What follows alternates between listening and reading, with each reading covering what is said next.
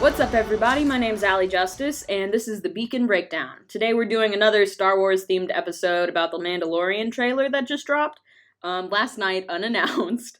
And today I've got Jake Yoder with me. Say hi. Hey, what's up? Alright, so first impressions. My big first impression was that there's a lot to unpack, but essentially what struck me was all of the new characters that they're going to be introducing with this, as well as some of the old callbacks that they're having. So they've got Jon Favreau directing it, as well as Pedro Pascal from Game of Thrones, and Carl Weathers, and like so many other people. It seems like they're really pulling out all the stops in terms of like star power, and it's got me really excited about what's to come, and I'm very excited about all of those new people. What about you? Yeah. I mean, my first impression from this trailer is how high production everything looks. Yeah. Like, it just looks like a Star Wars movie. Yeah, that's something I noticed too. Like, I was a little worried about like the graphics and like all the effects and everything, because it's like not as big as a budget because it's a TV show. So I was kind of thinking that it was going to be lower quality, and like especially with the whole like TV show, and it's a new TV show, that it wasn't going to be as good.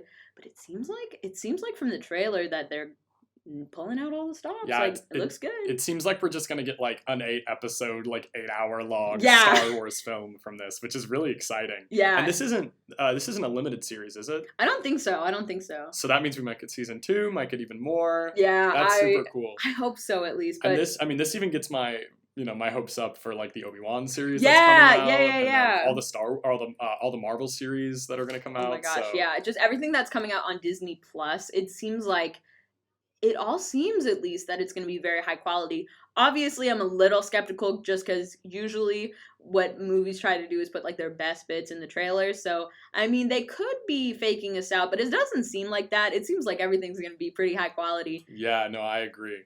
Yeah. All right, so as to like the actual trailer, a couple of things that I wanted to talk about were just like the setting of it all. Firstly, it seems that it's going to be set like in between episode 6 and 7. It said in the like little Wikipedia thing that I was looking at that it's going to be 5 years after episode 6. So post rebellion, post everything, and just I think that's going to be really interesting because we don't actually have a lot of like information on like the transition period after the Empire into like before Force Awakens.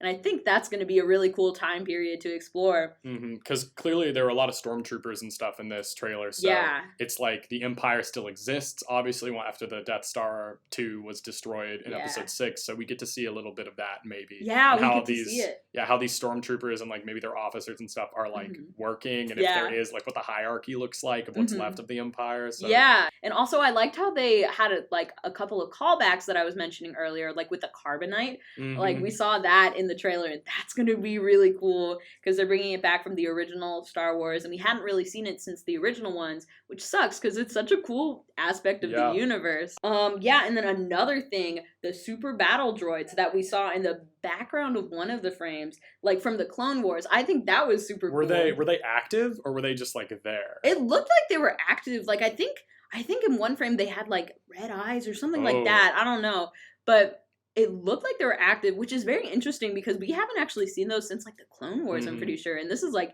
post-Empire. So I'm curious how that is going to play into it. I've got a little theory that like maybe some of the bounty hunters have like reactivated it or like recommissioned them after they maybe got deactivated or something after the Empire. And they're like using them to like help with the bounties. That would be cool. Or that would also be like a cool like mini boss battle per se. If like the bounty hunter has to take down like some battle droids, I think that would be cool too. Yeah, I feel like if I was in the Star Wars universe, that's something that I would do, is I would like have like a little army of droids. Yeah. I would go around and just be like a scrapper. Yeah, and then obviously the most important part of this trailer is at the very end when we get to hear his voice and he just gives the best one-liner.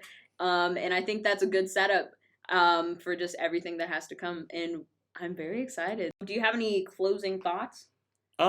Just that, like I kept saying, I'm incredibly excited for this. I thought this was a really good trailer because it didn't, like, I still feel like I know nothing about the show. Yeah. And I think a good trailer does that. It just shows you a bunch of, like, unrelated clips that are really cool, and you're like, oh, I'm excited to see that, but I don't feel like anything was spoiled. Yeah, so yeah, I yeah. think it was a really good trailer for that. So. I agree. It was the perfect balance of like hyping people up and like showing them a bunch of like teasers of like, oh, well, maybe we'll have a giant space rhino. Oh, or maybe he might talk. Maybe who knows what'll happen. But like they haven't given anything like big away, and I think that's so perfect. Oh, yeah. So I'm really pumped about this. Yeah, we're about to get into the like 2 months of Star Wars, because next month we get Mandalorian, we get Star Wars Jedi Fallen Order, the video game. Yeah. And then obviously episode 9. Yes. So it's gonna be an exciting 2 months for Star Wars fans. I agree. It's gonna be exciting, and I hope they live up to it. But yeah, that's pretty much all we got.